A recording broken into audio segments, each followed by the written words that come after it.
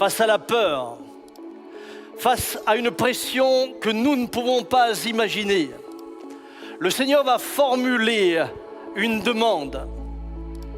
Je ne peux pas dire que c'était une prière, puisqu'il est dans un moment d'échange avec son Père, mais il est en train de verbaliser quelque chose qui est propre à la chair, qui est naturel et qui est légitime. Si cette coupe pouvait s'éloigner de moi. De même que tout le monde peut être tenté, nous sommes toujours livrés ou nous sommes toujours exposés à la tentation. Jésus l'a si bien expérimenté au point d'en développer la peur de l'angoisse dans le jardin de Gethsémane, malgré la présence de l'ange. Alors, comment vaincre nos tentations? Par le Saint-Esprit. Recevons plus de lumière dans cette vidéo avec le pasteur. Bon visionnage. Nous pouvons tous être exposés à la tentation, d'une manière ou d'une autre. Et malheureusement, parfois, faillir face à la tentation, ce fut le cas bien avant nous d'Adam et d'Ève, mais également d'hommes aussi fameux que David et Salomon. Et c'est pourquoi je voudrais en parler avec beaucoup d'humilité. Vous savez, très souvent, quand quelqu'un tombe, on le juge. Et on juge assez facilement. Mais l'apôtre Paul dit aux Corinthiens, « Ainsi donc, celui qui croit être debout, prenne garde de tomber. » Soyez toujours remplis de compassion. Soyez toujours remplis d'amour. Et si quelqu'un tombe, au lieu de commenter sa chute, aidez-le à se relever. Aidez-le à se relever. Et pour nous, veillons sur nous-mêmes afin de ne pas tomber. C'est là tout ce que je voudrais nous partager ce matin. Je crois de tout cœur et je le confesse que la vie chrétienne est une vie glorieuse et heureuse, nous permettant d'être libres de l'esclavage du péché. J'aimerais dire, être chrétien, c'est beau, c'est bon, ça vaut la peine de vivre la vie chrétienne. Être chrétien, c'est pas une vie asservissante et avilissante. Au contraire, s'il y a des amis qui seraient là ce matin qui ne le sont pas encore, j'aimerais vous dire, la plus belle des choses qui puissent vous arriver, c'est de rencontrer le Christ qui vous libère, qui vous permet d'être des hommes et des femmes libres. À Galates 5.1, Paul dit, c'est pour la liberté que Christ vous a affranchis. Et j'aimerais que tu le dises à ton voisin, tu es appelé à être un homme, tu es appelé à être une femme, suivant qui vous avez à côté de vous, vous lui direz homme ou femme, tu es appelé à être un homme, tu es appelé à être une femme libre. Libre. Maintenant, tout esclave libre est normalement un homme heureux puisque libéré de l'oppression de l'esclavage. Cependant, tout esclave libre est un homme responsable de garder sa liberté. Et c'est là tout mon propos ce matin. Il ne s'agit pas seulement de confesser que nous avons été libérés par Christ, mais il nous faut maintenant rester libres en Christ. Et c'est pourquoi, ce matin, j'aimerais juste rappeler ce que nous avons vu la fois dernière, afin de combattre la tentation. Nous avons regardé quel était le champ d'action de la chair, le champ d'action de l'esprit, et puis nous avons aussi terminé en nous rappelant qu'il nous fallait amener ce qui est dans les ténèbres à la lumière. Ce matin, je voudrais continuer en m'appuyant sur cette déclaration de Jésus, « Veillez et priez afin que vous ne tombiez pas dans la tentation. » Veillez et priez. Laissez-moi contextualiser cette phrase. Laissez-moi vous la remettre dans le contexte. Et pour cela, je vous invite à ouvrir l'Écriture dans Luc chapitre 22, au verset 39. Il est dit, après être sorti, il alla selon sa coutume au mont des Oliviers. Ses disciples le suivirent. Arrivé à cet endroit, il leur dit, priez, afin de ne pas entrer en tentation. Puis il s'écarta d'eux d'environ un jet de pierre, se mit à genoux et pria en disant, « Père, si tu le veux, éloigne de moi cette coupe. Toutefois, que ce ne soit pas ma volonté, mais la tienne qui soit faite. » Alors un ange lui apparut du ciel pour le fortifier, en proie à l'angoisse, malgré la présence d'un ange, en proie à l'angoisse. Je ne sais pas si nous mesurons ce qui s'est passé là. Dieu envoie un ange est présent. Et malgré la présence de l'ange, il est dit en proie à l'angoisse. Il priait plus instamment, et sa sueur devint comme des grumeaux de sang qui tombaient à terre. Il se releva de sa prière et vint vers les disciples qu'il trouva endormis de tristesse. Et il leur dit, pourquoi dormez-vous? Levez-vous, priez, afin de ne pas entrer en tentation. Face à l'angoisse, face à la peur, face à une pression que nous ne pouvons pas imaginer, le Seigneur va formuler une demande. Je ne peux pas dire que c'était une prière, puisqu'il est dans un moment d'échange avec son Père, mais il est en train de verbaliser quelque chose qui est propre à la chair, qui est naturel et qui est légitime.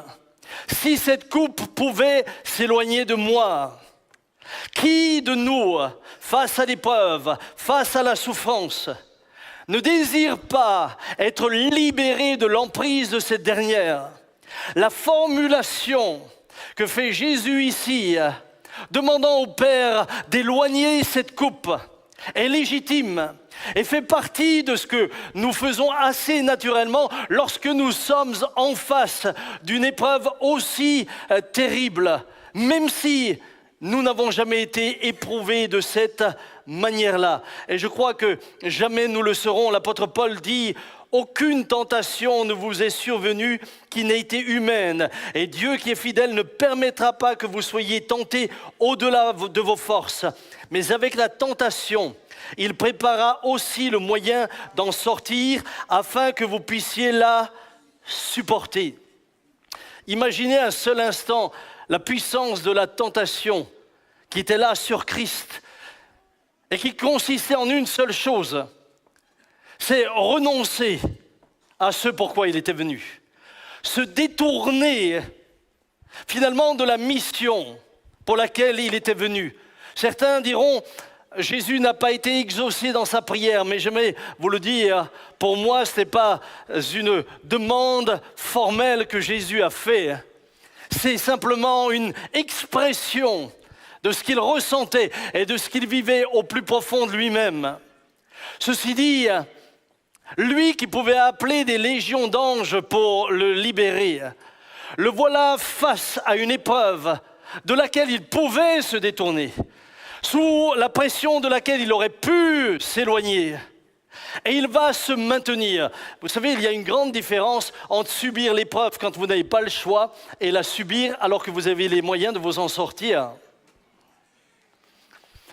La tentation est toujours grande dans l'épreuve lorsque vous pouvez faire appel à un subterfuge pour vous en sortir, ou lorsque vous êtes face à une situation que de toute manière vous ne pouvez pas éviter. Jésus pouvait, mais c'est volontairement, délibérément, qu'il va résister, qu'il va rester là, près du Père. Ce qui oppressait Jésus n'était pas seulement la perspective de la torture liée à la crucifixion.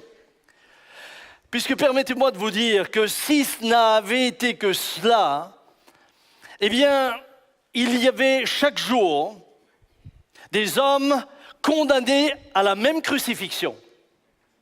Il y a eu d'autres hommes que Jésus qui ont été crucifiés. Il y a eu d'autres hommes que Jésus qui ont été flagellés. Il y a eu d'autres hommes que lui qui sont morts en croix lorsque les Romains les crucifiaient. Non, la pression que Jésus a est une pression psychique, spirituelle, que nous ne pouvons pas mesurer. Lui qui était sans péché, lui qui était parfait, et parce qu'il était sans péché, il était donc immortel. Rappelez-vous que la mort n'est que le résultat du péché. Jésus va vivre sans péché. Et Benjamin l'avait bien expliqué lors du culte de Pâques que je vous invite à revisionner. Il était sans péché. Et là, soudain, il va, lui, celui qui est pur, être transformé en quelque chose qui nous dépasse. Il va être fait péché pour nous. La Bible dit, celui qui n'a point connu le péché, il l'a fait devenir péché pour nous, afin que nous devenions en lui justice de Dieu. Bien-aimé, celui qui était sans péché, c'est-à-dire que celui qui était parfaitement pur, va être parfaitement souillé, va devenir parfaitement impur. Celui qui était parfaitement juste va voir toute l'injustice s'abattre sur lui, et il le fait pour vous et pour moi. Celui qui était sans faute va se couvrir de toutes nos fautes. Nous ne pouvons pas mesurer ce que Jésus a vécu à ce moment-là, car c'est la première fois à ce moment-là, qu'à cause du péché que Jésus prend sur lui, Satan a accès. Satan a accès. C'est toute la violence de l'enfer qui se déchaîne contre lui. C'est toute l'oppression, c'est toute la tourmente de l'enfer qui, à ce moment-là, va faire reposer sa haine sur celui qui était éternel. Et voilà que celui qui est éternel, soudain, devient mortel. Avant ce moment-là, Jésus n'a jamais connu la mortalité. Il devient mortel parce qu'il se charge pour nous de toutes nos fautes. Et bien aimé, lorsque vous observez ce qui est dit, le point d'orgue, c'est lorsque sur la croix il s'écrit « Père, Père, pourquoi m'as-tu abandonné ?» C'est le point d'orgue, c'est la séparation, celui qui est d'éternité en éternité, celui qui fait un avec le Père et l'Esprit, celui qui n'a jamais été séparé, à ce moment-là, vit une rupture et commence à s'écrier « Père, pourquoi m'as-tu abandonné ?» La lutte que Christ va connaître va se traduire physiquement. Et c'est en cela que la mort de Jésus n'a rien de commun avec aucun crucifié de cette époque-là. Aucune chose en commun, rien. Ce qu'il est en train de vivre est d'une puissance spirituelle que nous ne pouvons pas mesurer. Et ça, mon frère, ma soeur, il l'a fait pour moi et pour toi. Et j'aimerais te demander de le dire à ton voisin en lui disant « N'oublie jamais ce que Christ a fait pour toi. N'oublie jamais le prix qu'il a payé. N'oublie jamais le prix qu'il a payé. » Écoutez bien Luc, qui est l'évangéliste qui écrit là.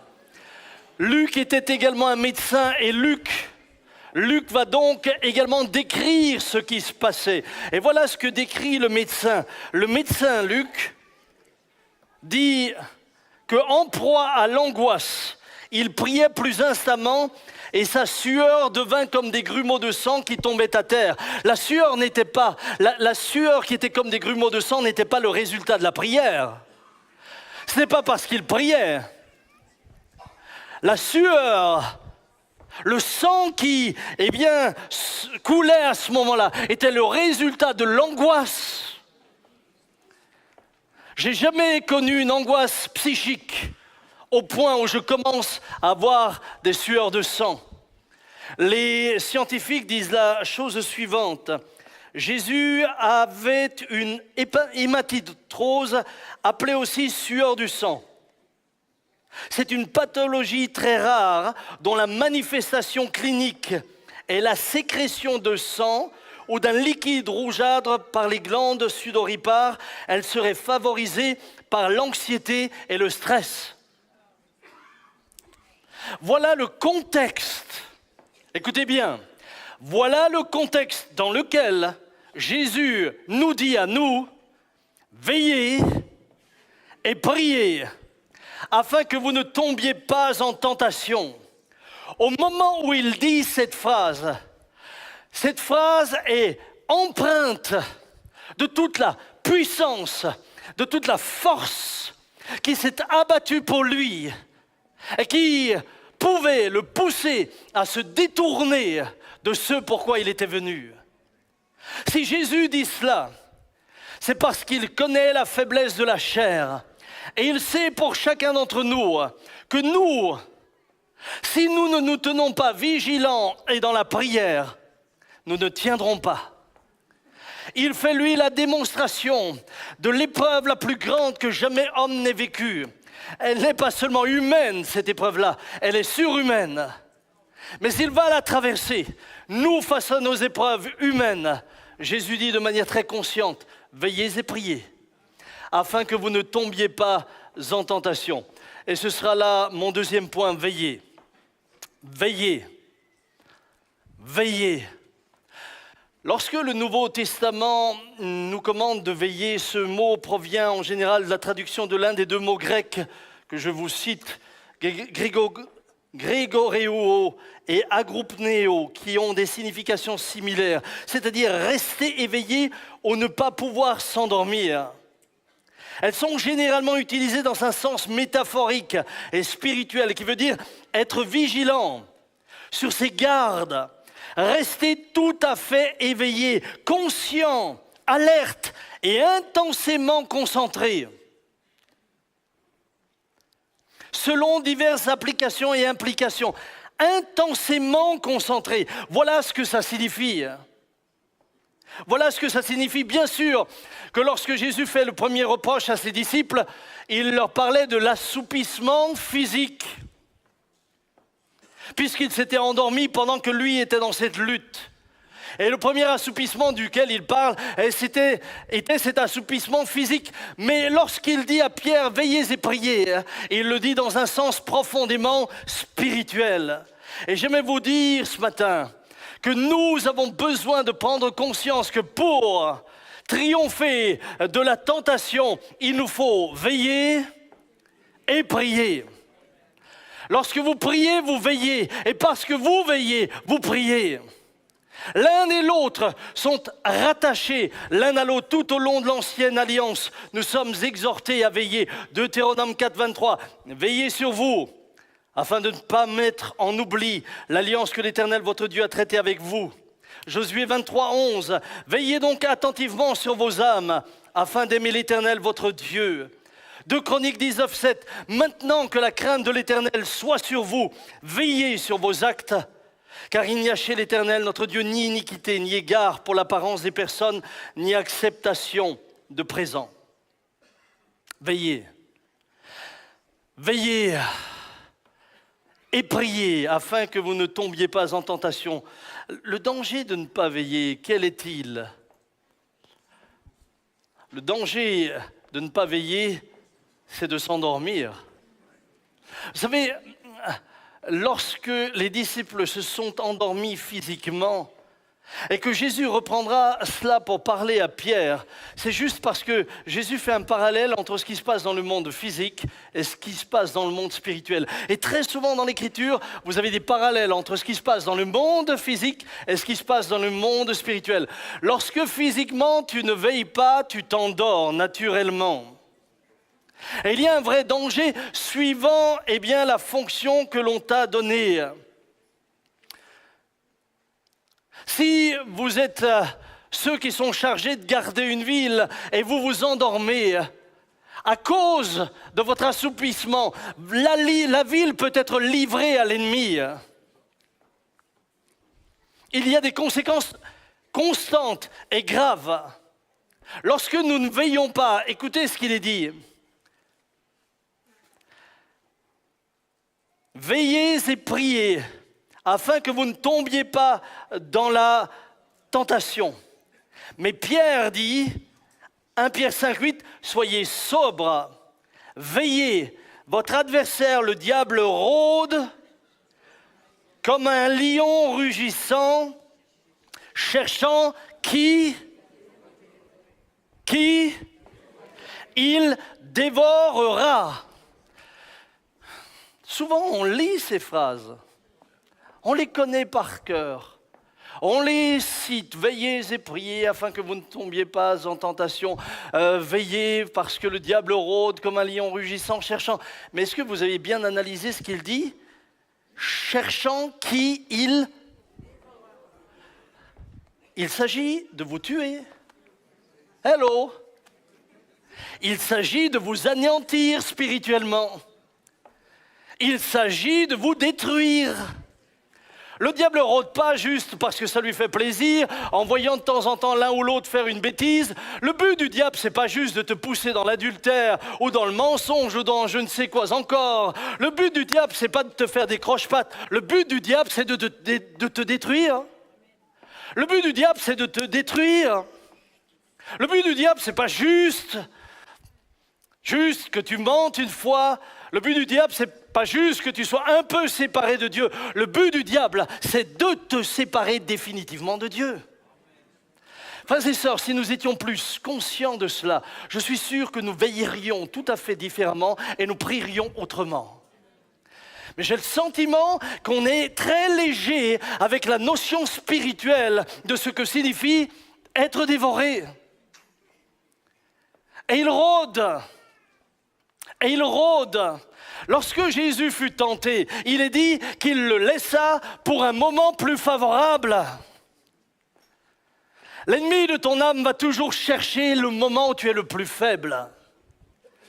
C'est comme les lions. Les lions ne courent pas après les gazelles les plus jeunes, les plus fortes, les plus en forme. Les lions ciblent toujours d'abord les plus faibles et les fragiles. Hello. C'est les plus faibles et les fragiles. Et c'est exactement ce que va faire l'ennemi de nos âmes. Cibler les plus faibles et les fragiles. Veiller est un acte intentionnel. Est-ce que vous avez déjà essayé de veiller physiquement? Moi, je me souviens quand je travaillais à Peugeot, je faisais des équipes de nuit. Waouh! Waouh, 2 heures du matin, c'était cruel. 3 heures du matin, mais tu luttais. Tu luttais pour rester éveillé. Alors, la meilleure manière de lutter, c'était de travailler. Parce que quand tu travailles, quand ton esprit est occupé, eh bien, tu n'as pas ce besoin de dormir. Mais dès que tu t'arrêtais, et Dieu seul sait que pour nous, la nuit, c'était aussi le moment où on pouvait faire des barbecues, où on faisait un tas de trucs à la nuit. Je trouve que la nuit, on était beaucoup moins productif. Veiller n'est pas facile. Veiller est un combat. Veiller est une lutte. D'ailleurs, j'ai juste pris une petite vidéo qui m'a fait un peu sourire de quelqu'un qui finalement s'endort et essaye de rester réveillé. On va vous le passer, ça vous donne une idée de ce que ça peut être comme combat. Merci.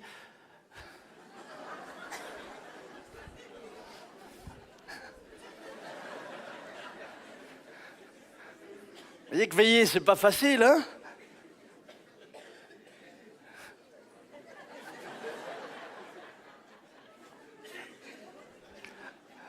Bon, on peut l'arrêter. Vous avez bien compris que veiller, c'est pas simple. Alors, physiquement, c'est pas simple, et même quand tu fais comme ça. Qui a déjà essayé de veiller quand en voiture, il roule et que le sommeil vient? Si vous saviez le nombre de réunions que j'ai faites où j'ai terminé tard, à minuit, j'ai pris encore la route pour faire 300, 400 kilomètres. Mon ami, au moment où tu t'assieds dans la voiture, ça va, tu sors encore un peu du stress de la réunion, tu es là assis, et puis après tu avances, tu mets le chauffage, et puis ensuite tu mets rieux, la la la la, tui. Et là, tout d'un coup, tu as l'impression que ça pèse des plombs. Là. Et je ne sais pas si vous êtes comme moi, alors tu ouvres à nouveau toutes les fenêtres. Tu es à 140 km/h, tu ouvres toutes les fenêtres. Tu as l'impression que ça va mieux, tu fermes. 5 minutes après, ça revient. Et là, tu te mets des baffes. C'est les seules fois où je me mets des baffes à moi-même. Et puis ça revient, et je lutte, et je lutte, et je me mets même un coup d'eau dans la figure. Hop, mais le pire, c'est que parfois tu te réveilles et tu dis waouh, comment j'ai parcouru le trajet. Non, physiquement, c'est... Waouh! C'est difficile. C'est difficile de lutter. Mais spirituellement, permettez-moi de vous le dire, c'est encore plus difficile. Si vous comptez juste sur vos propres forces, vous n'y arriverez jamais. Lorsqu'on parle de sommeil, et laissez-moi faire un petit parallèle ce matin, si vous me le permettez. Lorsqu'on parle de sommeil, les spécialistes parlent de 3 phases principales. Le sommeil lent léger, le sommeil lent profond et le sommeil paradoxal. Le sommeil paradoxal, c'est cette phase du sommeil dans laquelle vous faites énormément de rêves. Vous avez donc le sommeil lent, léger. Ce que physiquement cela nous dit, c'est que nous ne nous endormons pas subitement. S'endormir, c'est pas s'évanouir. Hello, s'endormir, c'est pas... Non, s'endormir. Moi, j'ai une belle image de l'endormissement. C'est les poules sur leur... Vous avez déjà vu les poules sur le perchoir? Alors elles vous regardent et tout d'un coup...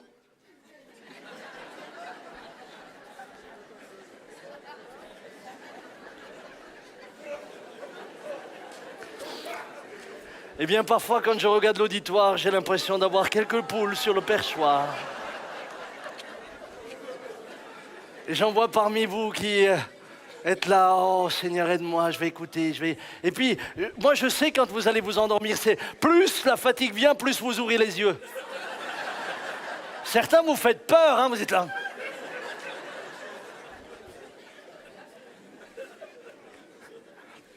Mais j'en ai déjà observé. Non, mais le pasteur doit être au courant de tout. J'en ai déjà observé. Je vous ai vu, vous étiez là dans la rangée.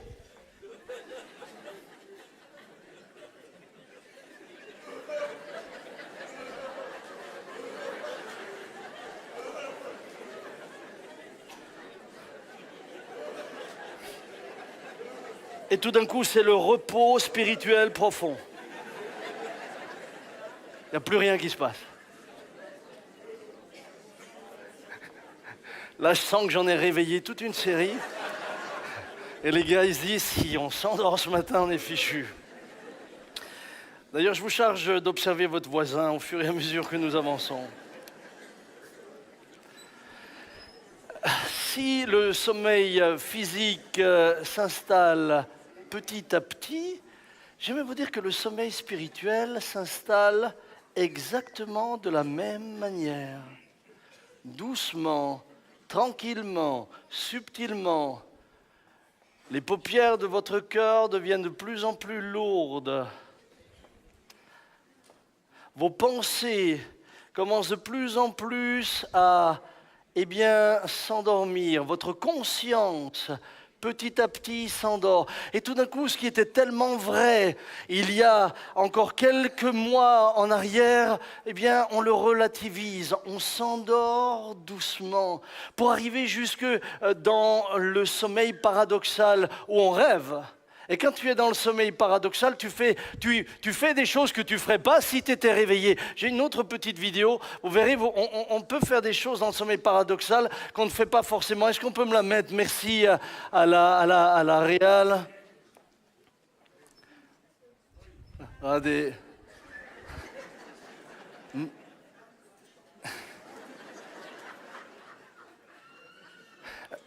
Vous voyez, naturellement, jamais il donnerait la main à son collègue comme ça.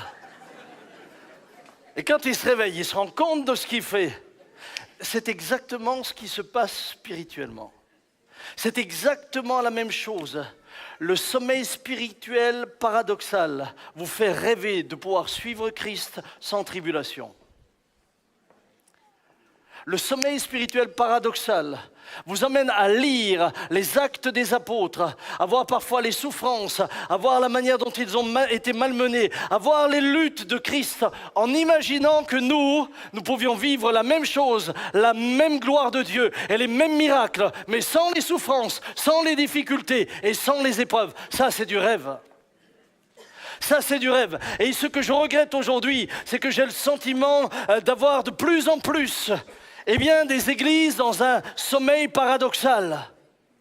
On laisse croire aux croyants qu'ils peuvent passer leur vie à vivre selon la chair, tout en héritant du royaume de Dieu. J'aimerais vous dire ce matin, ça, c'est du mensonge. Vous devez choisir qui vous servirez. Vous servirez soit le Seigneur, soit Mammon, mais vous ne pouvez pas servir les deux. Vous êtes dans le sommeil paradoxal spirituel lorsque vous imaginez que finalement, vous n'avez pas besoin de vous engager, vous n'avez pas besoin de payer le prix, tout va se dérouler automatiquement et facilement. C'est faux, vous avez un ennemi et cet ennemi ne vous ratera jamais. Ce matin, bien-aimés, j'aimerais déconstruire tous ces faux arguments.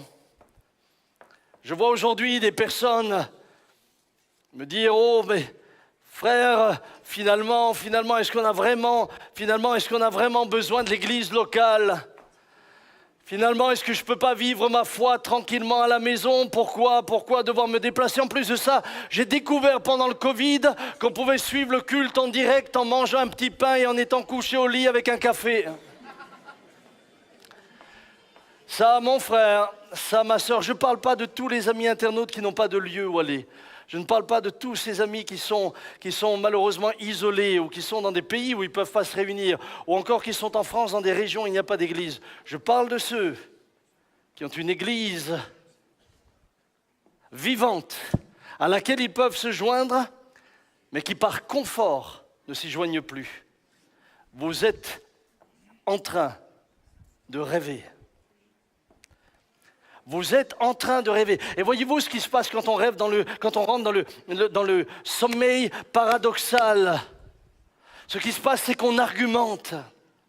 On argumente aussi avec des textes bibliques. On se construit une théologie à soi-même. On l'agrémente de toutes sortes de justificatifs. Mais on est en train de s'endormir. On est en train de penser que finalement on pouvait vivre la vie chrétienne sans en payer le prix. Et ça, c'est un mensonge, j'aimerais vous le dire, c'est un mensonge du diable. Témoigner, oui, témoigner, d'accord, mais il ne faut pas être excessif. Faut pas être excessif, faut pas être abusif, faut être équilibré. Certains sont tellement équilibrés qu'on ne sait même plus qu'ils sont chrétiens. Oui, frère, c'est vrai qu'il faut prier, mais il ne faut pas devenir fanatique. Vous êtes en train d'argumenter avec vous-même, vous êtes en train de vous convaincre vous-même, mais lisez l'Écriture, laissez la parole de Dieu être la parole de Dieu, laissez-la vous parler, laissez-la être votre miroir et elle vous parlera. Et vous réaliserez où vous en serez en réalité. Certains m'ont déjà dit, ah mais frère, tu sais, nous maintenant, oui, on va à l'église de temps en temps, mais sinon on fait un culte de famille. Comme si tu ne pouvais pas faire un culte de famille toute la semaine. Tu as 6 jours pour faire un culte de famille. C'est justement le 7e. Ou le premier jour de la semaine. C'est justement quand la famille de Dieu se réunit. Mais on argumente. Mais frère, tu sais, finalement en servant ma famille, la Bible dit que celui qui ne prend pas soin des siens est pire qu'un païen. Et c'est vrai. Mais elle dit aussi que celui qui ne me préfère pas à son père, sa mère, sa femme, ses enfants et ses frères, et même à sa propre vie, ne peut être mon disciple. Elle dit aussi cela. Vous savez, j'ai grandi dans une famille chrétienne. J'ai grandi dans la famille d'un homme et d'une femme consacrés. Consacrés. Et ce que je peux vous dire aujourd'hui, c'est que leur consécration a engendré sur nous une grande bénédiction. Ils n'ont pas perdu leurs enfants, ils les ont gagnés pour Christ. Et ce n'est pas seulement leurs enfants qu'ils ont gagnés pour Christ, c'est leurs petits-enfants qu'ils ont gagnés pour Christ. Bien sûr qu'il faut prendre soin des siens, bien sûr qu'il faut prendre soin de son épouse, prendre soin de ses enfants, mais celui qui a la primeur restera toujours l'Éternel. En tout temps et en toutes circonstances. Nous nous trompons nous-mêmes par de faux raisonnements et ils sont déjà le signe d'une tiédeur. Comprenez que mon but et mon désir est de vous expliquer le processus. Quand Jésus enseigne sur la parabole du semeur. Il dit entre autres dans Matthieu 13, 22, « Celui qui a reçu la semence parmi les épines, c'est celui qui entend la parole, mais en qui les soucis du siècle et la séduction des richesses étouffent cette parole et la rendent infructueuse. » Les épines n'apparaissent pas du jour au lendemain. Les épines ne prennent pas tout de suite le dessus. Les épines croissent pendant tout un temps et c'est petit à petit qu'elles vont étouffer la vie. Je le dis après 36 ans de ministère, j'ai vu tant de chrétiens être bouillants pour Jésus et n'être plus que l'ombre d'eux-mêmes après quelques années. Et je pose la question, pourquoi ? Regardez ce que dit le livre des Proverbes. Proverbes chapitre 6, verset 10, « Un peu de sommeil, un peu d'assoupissement, un peu croiser les mains en te couchant, et la pauvreté te surprendra comme un rôdeur, et la disette comme un homme en armes. » C'est ce qui malheureusement spirituellement arrive à beaucoup de chrétiens. J'ai vu des hommes et des femmes autrefois bouillants, bouillantes pour Jésus-Christ, se détourner petit à petit, faire des compromis. Aujourd'hui, leur vie spirituelle est pauvre, ils ne sont plus que l'ombre d'eux-mêmes. Parfois, ils sont même devenus amers et critiques envers les autres chrétiens, voire envers l'Église dans laquelle ils ont rencontré Christ. Ils sont devenus amers. Parce que petit à petit, ils ont laissé de faux raisonnements s'installer en eux. Autant dans le passé, ils se réjouissaient de venir célébrer le Seigneur. Autant dans le passé, venir le dimanche, venir le mardi soir, aller dans un groupe de maison était pour eux un privilège. Aujourd'hui, lorsqu'ils rencontrent une personne qui vient de rencontrer Christ et qui est bouillante, une personne qui dit « Oh, j'aime être là-bas le mardi soir. Oh, j'aime être là-bas le dimanche matin. Oh, je me réjouis d'être encore dans un groupe de maison. » Ils lui disent « Ta, ta, ta, on était comme toi. » Nous aussi, on était bouillants comme ça. Nous aussi, mais la sagesse nous a dicté une conduite différente. Nous avons appris à relativiser. Tu sais, un dimanche, tu peux aller te promener en montagne et louer le Seigneur pendant ta promenade. Tu sais que tu peux faire ceci, tu sais que tu peux faire cela. Et voyez-vous, de manière insidieuse, il sème dans le cœur de ceux qui sont bouillants pour Christ des pensées qui sont contraires à la volonté de Dieu. Je crois et je le déclare, je crois qu'on peut passer une vie chrétienne bouillante du début jusqu'à la fin. Je crois que nous ne sommes pas condamnés à nous refroidir, non. J'ai vécu avec des hommes de Dieu qui sont restés bouillants. J'ai vu des Reinhard Bonnke bouillants. Reinhard avait l'habitude de dire, la vie chrétienne, c'est comme un avion. Quand tu rencontres Christ, tu commences à rouler sur la piste. Mais à la fin de ta vie, il y a tellement de puissance que ça t'élève dans le ciel. Ça, c'est la vie chrétienne. La vie chrétienne n'est pas un atterrissage, c'est un décollage. J'étais l'autre jour avec une sœur, elle m'a fait tellement de bien. J'ai visité une sœur de l'église qui ne peut plus venir pour des raisons d'âge et physique, mais je ne sais pas si on a sa photo, j'ai sa photo là. Est-ce que tu peux la mettre?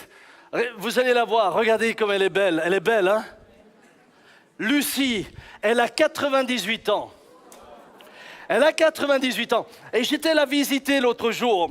Et quand j'étais chez elle, mais je pouvais qu'être encouragé. On a parlé de tout et à un moment donné, on parlait de notre culte personnel. Et je lui dis, tu sais, moi, mon culte personnel, j'aime bien le faire le matin, vers 6h30, 7h moins le quart, je me lève, je vais sur la terrasse, je suis dehors. En ce moment, il fait un peu frais, alors c'est bon. Etc. Et tout d'un coup, elle me dit, mais tu sais, quand je fais mon culte personnel, je dis, Lucie, laissez la photo, laissez-la moi. Elle m'a fait tellement de bien. Ça va être une cure, cette photo. Là, regardez, waouh. 98 ans, elle vit tout seule dans sa maison. Hein? Bon. Et puis, elle me dit, moi, Samuel, tu sais pas quand je fais mon culte personnel. Je dis, mais non, Lucie, je sais pas. Elle dit, à 2h30 le matin. Alors moi je me suis dit, bon, comme elle est vieille, elle se réveille toute seule. Et je lui ai dit, mais tu te réveilles toute seule, Lucie? Elle dit, non, non, oh là là, alors là, si je me laisse dormir, je dors jusqu'au matin. Non, non, non, je mets mon réveil. Et je me suis dit, bon, elle fait ça pendant une demi-heure. Je dis, Elle dit, tu sais, la nuit, il n'y a personne. C'est calme. Et là, je peux lire ma Bible et je peux prier. Et je dis, et Lucie, tu fais ça combien de temps? Je sais pas, 1h30, 2 heures. Et alors je lui dis, mais tu fais ça depuis quand? Écoutez bien maintenant, écoutez bien. Elle me dit, Samuel, depuis que je suis venu au Seigneur, c'est-à-dire, je ne sais pas si c'est il y a 60 ans, 60 ans ou peut-être plus, puisqu'elle a 98, hein, ou peut-être 70 ans, je ne sais pas. Et elle me dit, tu vois Samuel, j'ai appris à le faire comme ça. D'abord parce que j'aime Jésus et je suis bouillante pour le Seigneur, j'aime le Seigneur. Mais j'ai appris à le faire parce que avec mon mari, nous avions 8 enfants. Et dès que la journée commençait, je ne trouvais plus une minute pour prier ni pour lire la Bible. Alors à cette époque-là, quand mes 8 enfants étaient petits, j'avais pris la décision de mettre le réveil à 2h30 du matin. Et chaque nuit, depuis toutes ces années, je rencontre mon Seigneur et mon Seigneur. Waouh! Waouh! Waouh! Elle ne fait pas partie des grands prédicateurs qui ont prêché à des milliers de personnes, mais elle est connue dans le ciel. Elle est connue dans le ciel. Mon frère, ma sœur, je crois que nous pouvons traverser toute notre vie chrétienne en étant bouillants. En étant bouillants pour Jésus. Ça te fait rire, toi?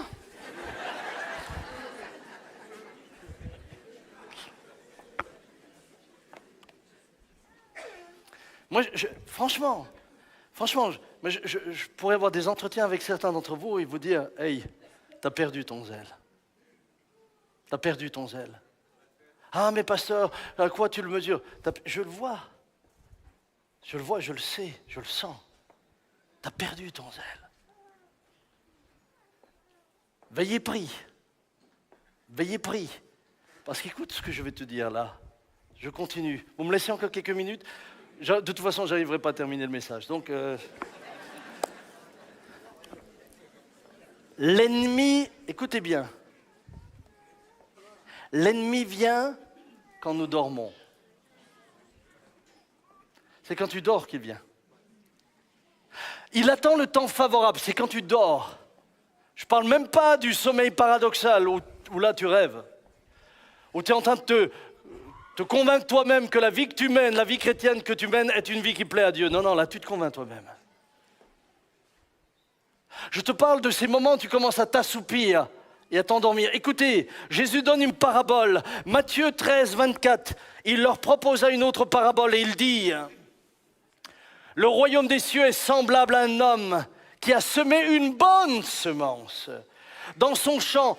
Mais pendant que les gens dormaient, son ennemi vint, sema de l'ivraie parmi le blé et s'en alla.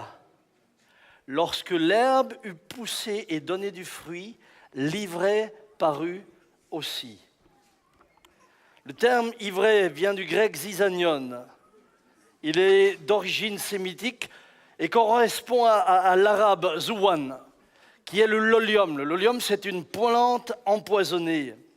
Ce terme a donné en français le mot zizanie, c'est-à-dire discorde, confusion. Pendant que le sommeil spirituel s'installe, le diable va petit à petit semer dans tes pensées une autre semence.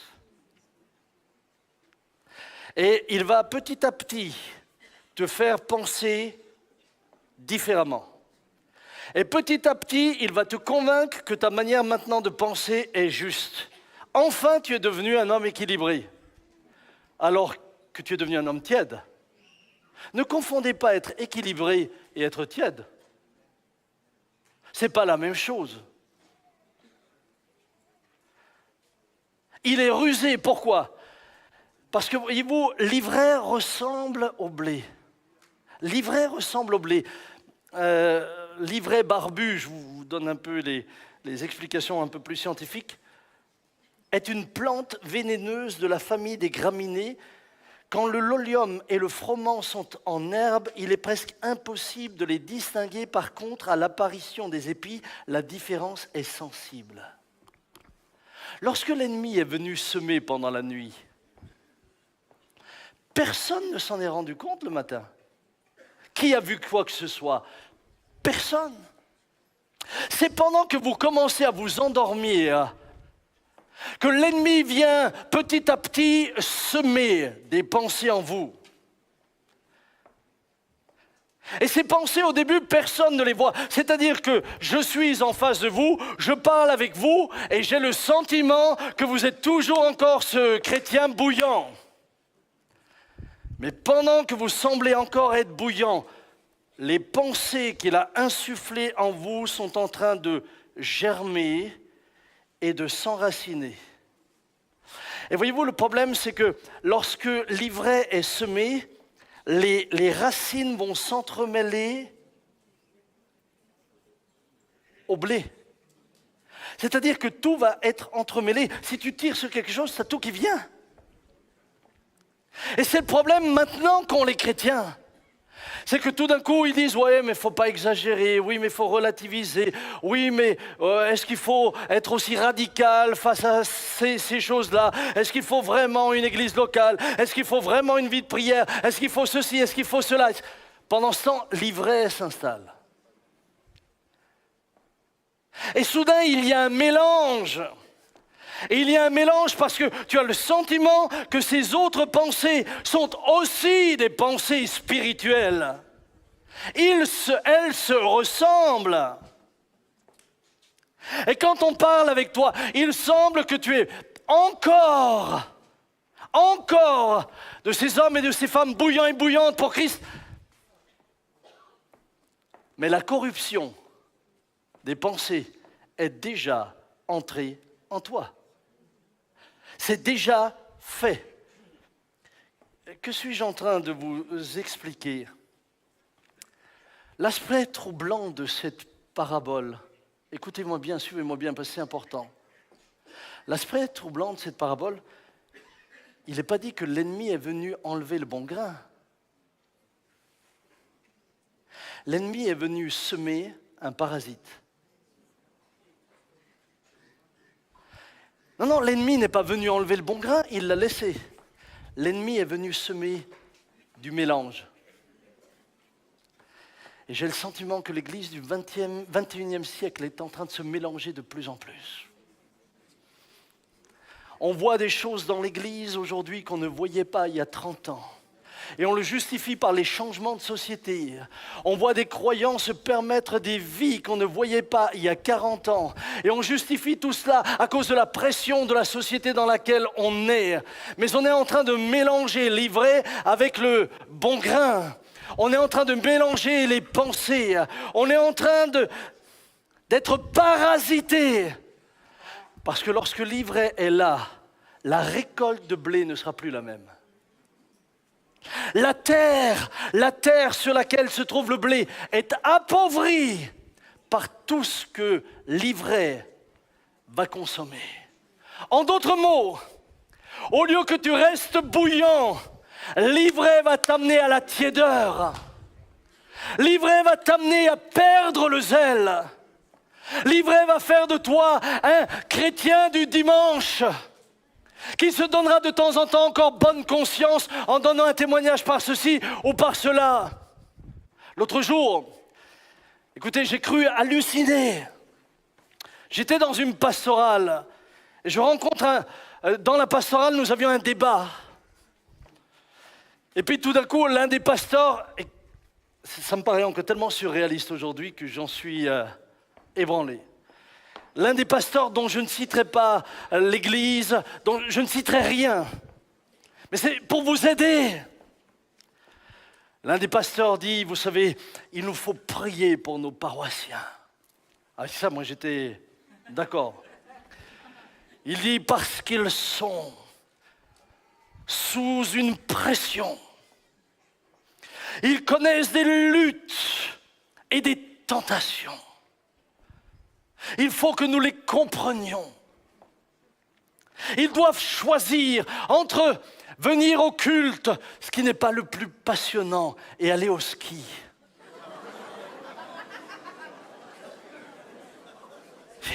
J'ai dit, non mais sur le moment, je me suis dit, il va rigoler, il dit, c'est une blague. Ah non, il était sérieux. Il était profondément bouleversé par ce qu'il nous disait. Mais écoute-moi bien, quand tu as un combat entre le ski et venir dans la maison du Seigneur, mais l'ivraie est là depuis longtemps. Quand tu as un combat entre le match de foot et la présence de Dieu, l'ivraie est là depuis longtemps. Arrête de te raconter des histoires. Mais je suis là pour te le dire. Et peut-être tu pars fâché ce matin, mais peu m'importe. Arrête de te tromper. On en est là aujourd'hui, vous vous rendez compte? On est là, l'église de Jésus-Christ du 21e siècle doit prier parce qu'il est tenté entre le ski et le culte. Mais il n'y a pas de rapport. Quand moi je lis ce que Jésus a fait pour moi à la croix, quand je vois ce qu'il a subi dans Gethsémani, comment est-ce que je peux hésiter entre aller sur 2 lattes de bois et venir louer le roi des rois?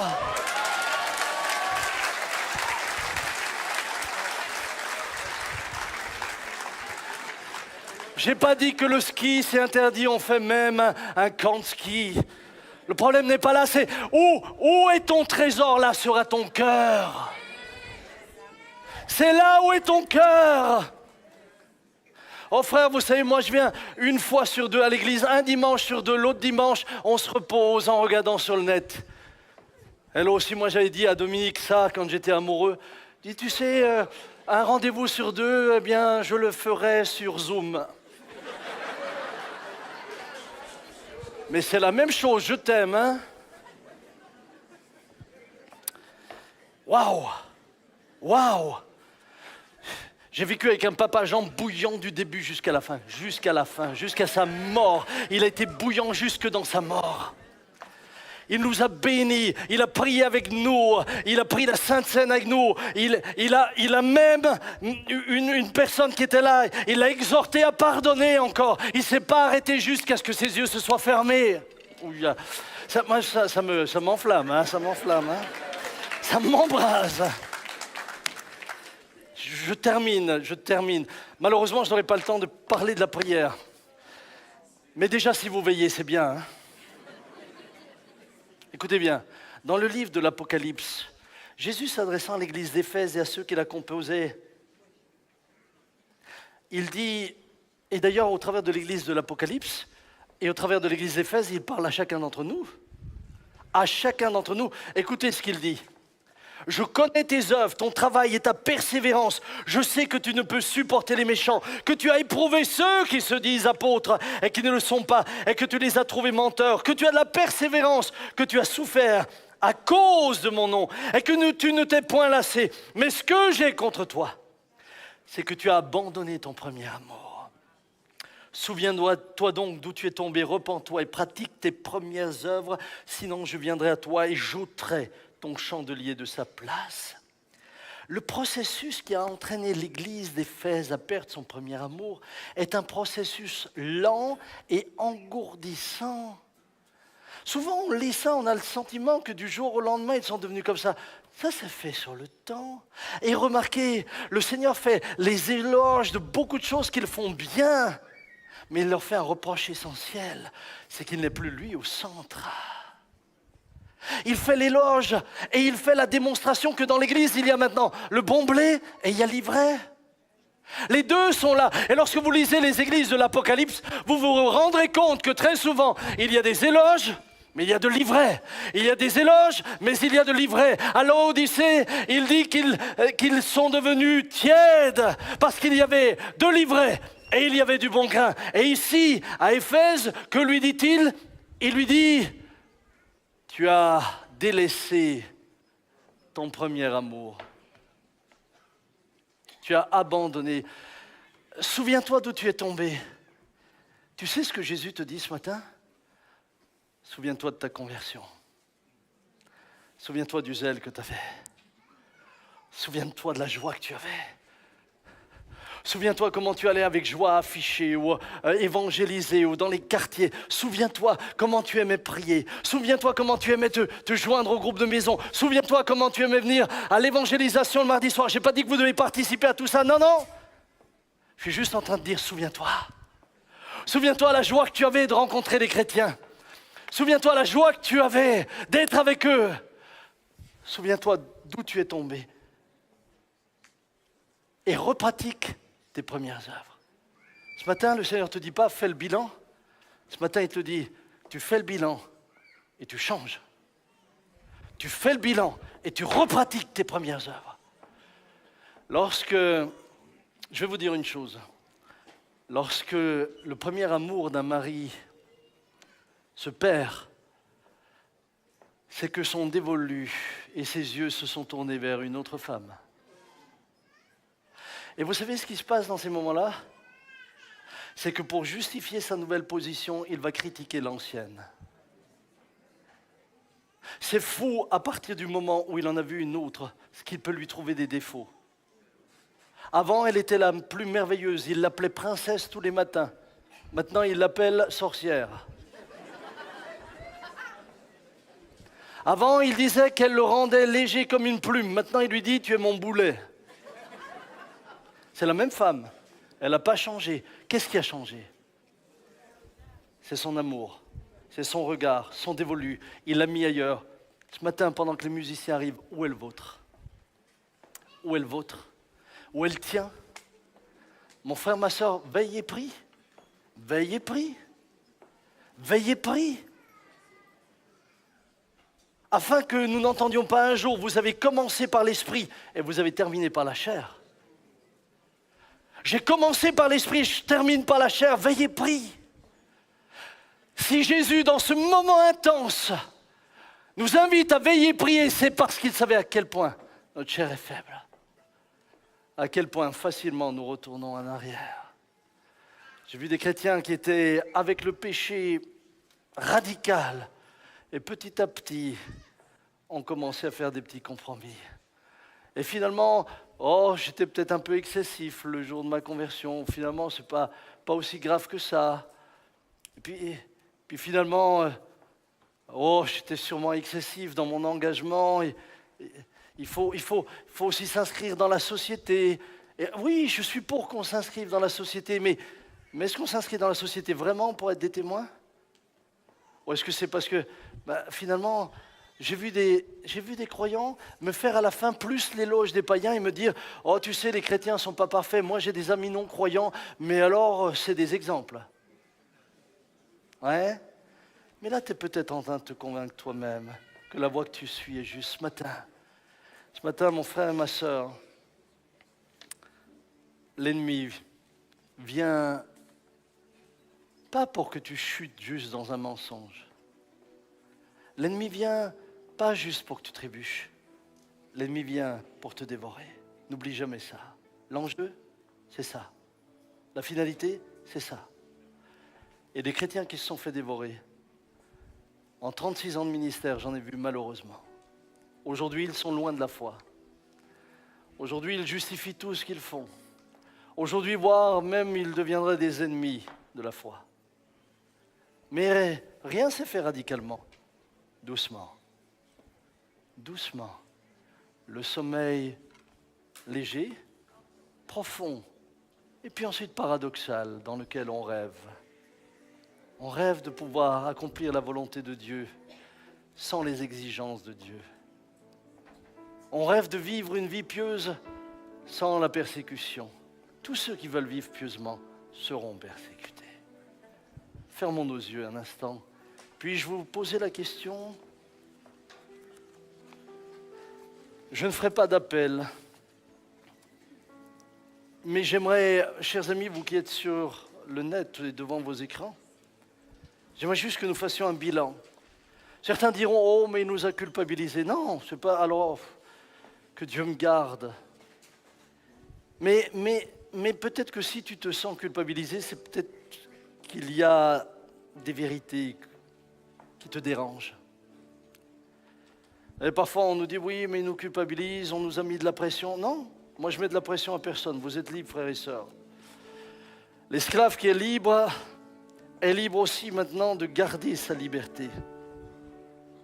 Mais je sais une chose, c'est que nous avons un ennemi qui fera tout pour que vous la perdiez. Alors, ce matin peut-être que c'est parce que le Saint-Esprit appuie sur certains points de ta vie que le message te dérange. Qu'il devient difficile à écouter. Le même message au début de ta conversion et tu louais Dieu. Et soudain, il devient difficile. Le même. La même église. Et soudain, on la critique. Les mêmes pasteurs ou les mêmes frères et sœurs ou le même groupe de maison et soudain, on change ce matin. Pendant que mon frère joue,